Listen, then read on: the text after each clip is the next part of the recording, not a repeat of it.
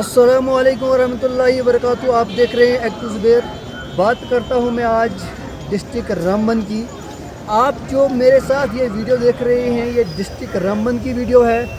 یہاں جب میں سفر کر رہا تھا، یہاں جب میں کشمیر سے ہوتے ہوئے رامبن پہنچا، لیکن یہاں پر میں نے ایک عجیب بات دیکھی، جس بات کو دیکھ کر میں نے یہ سوچا کہ ایڈمنسٹریشن تک اس بات کو پہنچا دوں اور ایڈمنسٹریشن ضرور اس بات پر غور کرے گی۔ مجھے یقین ہے کہ ڈی سی صاحب رامبن جو ہے وہ ان چیزوں پر جو ہے بالکل غور کرتے ہیں۔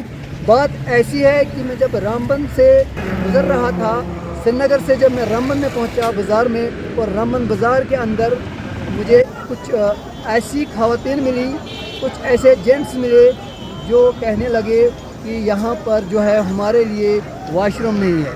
خاص کر کے ڈی سی صاحب جو ہے رامبن کا بہت بڑا ڈسٹرکٹ ہے، کافی دور دور سے لوگ آتے ہیں، اور وہاں ان کو اگر ایسے باتھ روم 2 سے 4 باتھ روم بنائیں جہاں پر پیسنجر گاڑی رکا سکتے ہیں اور اپنی حاجت پوری کر سکتے ہیں، واش روم جا سکتے ہیں۔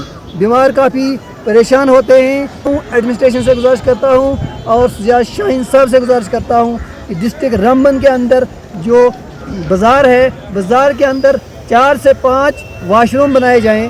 جو لوگ بیمار ہوتے ہیں، جو لوگ سفر میں ہوتے ہیں، وہ مجبور رہتے ہیں واش روم جانے کے لیے، ہاتھ دھونے کے لیے، تو اس چیز کا انتظام کریں، کیونکہ یہ ایک کے لیے نہیں ہے، یہ جینٹس کے لیے بھی ہے، یہ بچے کے لیے بھی ہے۔